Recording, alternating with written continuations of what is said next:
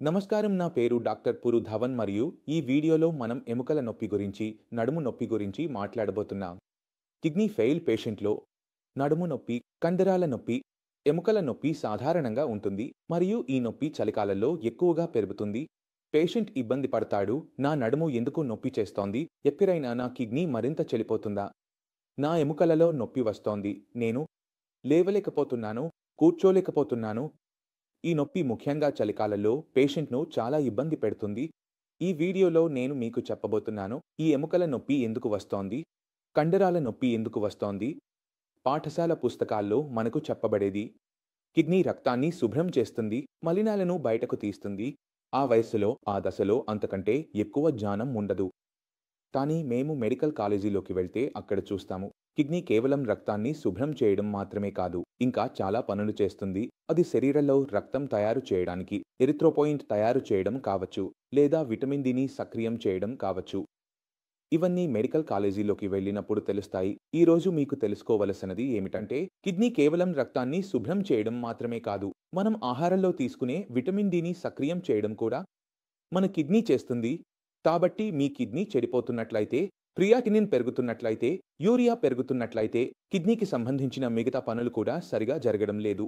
అది రక్తం తయారు చేయడం కావచ్చు, లేదా విటమిన్ డిని సక్రియం చేయడం కావచ్చు.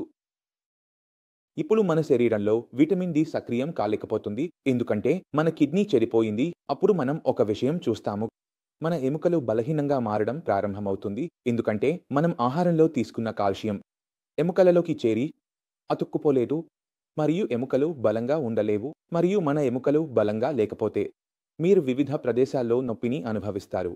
మొదట మీరు ఎక్కడ అనుభవిస్తారు అంటే, మీ శరీర బరువు ఎక్కడ పడుతుందో అక్కడ మీరు అనుభవిస్తారు. మీరు నన్ను చూస్తున్నట్లయితే, నేను ఇప్పుడు కూర్చున్నాను కాబట్టి నా మొత్తం శరీర బరువు ఎక్కడ ఉంది అంటే నా నడుము మీద ఉంది. అందువల్ల నడుము మొదట నొప్పి మొదలవుతుంది. కాబట్టి అన్ని కిడ్నీ ఫెయిల్యూర్ పేషెంట్లు వారి నడుము నొప్పి ఉంటే వారు తమ నడుము చుట్టూ ప్రాంతాన్ని సున్నితంగా చేతితో నొక్కాలి. నొక్కడం వల్ల మీకు ఉపశమనం కలిగితే అది కండరాల నొప్పి, ఎందుకంటే కండరాలు నొక్కడం వల్ల సౌకర్యం ఇస్తాయి. కానీ మీరు అక్కడ నొక్కడం వల్ల నొప్పి పెరిగితే అది ఎముకల నొప్పి, మరియు మీ నొప్పి పెరగకపోతే లేదా తగ్గకపోతే అది కిడ్నీ లేదా ఇతర అవయవాల చుట్టూ నొప్పి కావచ్చు.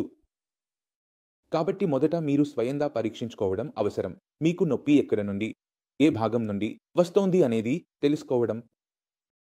మీకు తెలుసుకుంటే మీ ఎముకలలో నొప్పి ఉందా లేదా కండరాలలో నొప్పి ఉందా? మరియు మీరు కిడ్నీ ఫెయిల్యూర్ పేషెంట్ అయితే మీ మొదటి పని ఏమిటి? మీ మొదటి పని విటమిన్ డి సప్లిమెంటేషన్ చేయడం. విటమిన్ డిని శరీరంలోకి తీసుకురావడం.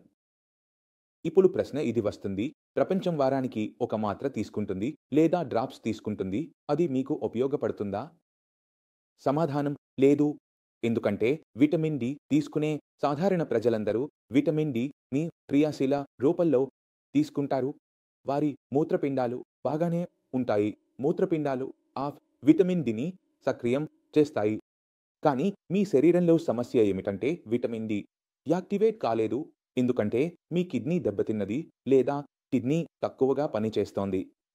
అందువల్ల మనం శరీరంలో విటమిన్ డిని తీసుకెళ్ళాలి. కానీ సాధారణంగా తీసుకెళ్ళకూడదు. మీరు మీ తల్లి, తండ్రి, పిల్లలకు ఇస్తారు. ఇక్కడ మనం విటమిన్ డి యొక్క మరో రూపాన్ని తీసుకోవాలి. దాని పేరు రోకాట్రోల్. రోకాట్రోల్ అనేది యాక్టివేటెడ్ విటమిన్ డి. ఇది పని చేయడానికి కిడ్నీ అవసరం లేదు. కాబట్టి మనం రోకాట్రోల్ తీసుకోవడం ప్రారంభిస్తే 10 నుండి 15 రోజుల్లో మీ ఎముకల్లో ఉన్న నొప్పి, కండరాల్లో ఉన్న అలసట తగ్గడం ప్రారంభమవుతుంది. ఇది మీకు చాలా బలహీనత అనిపిస్తే అందులో సౌకర్యం కలుగుతుంది, ఎందుకంటే విటమిన్ డి లోపం కారణంగా వచ్చిన లక్షణాలు తగ్గిపోతాయి. కాబట్టి మీకు విటమిన్ డి లోపం వల్ల నొప్పి ఉంటే మీరు ఆందోళన చెందాల్సిన అవసరం లేదు. మీరు కేవలం సరైన సప్లిమెంటేషన్ చేయాలి. బాడీలో సప్లిమెంటేషన్ జరిగితే విటమిన్ డి లోపలికి వెళ్తుంది. మీరు మీలో మార్పులను చూడగలుగుతారు. ఇప్పుడు కొంతమంది రోగులు అంటున్నారు, విటమిన్ డి కోసం నేను ఎండలో కూర్చుంటాను. మీరు కూర్చోవచ్చు, కానీ దాంతో మీ అవసరం పూర్తిగా తీరదు. అందరి అవసరం తీరవచ్చు, కానీ మీది పూర్తిగా తీరదు. ఎందుకంటే కిడ్నీ తక్కువగా పనిచేస్తోంది.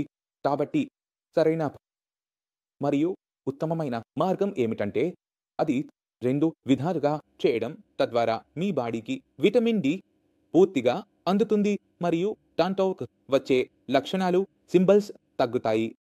ఈ వీడియోలో మీరు నడుము నొప్పి గురించి తెలుసుకున్నారని నేను ఆశిస్తున్నాను. ఫిలిప్ రోగుల్లో ఎందుకు నడుము నొప్పి వస్తుంది, శరీరంలో బలహీనత ఎందుకు వస్తుంది, కండరాల్లో ఎందుకు నొప్పి వస్తుంది, ఇంకా మీ మనసులో ఏదైనా సందేహం ఉంటే ఏదైనా డాక్టర్ను కలవండి. ఏదైనా అడగాలనుకుంటే స్వాగతం, మీరు వచ్చి కూడా అడగవచ్చు.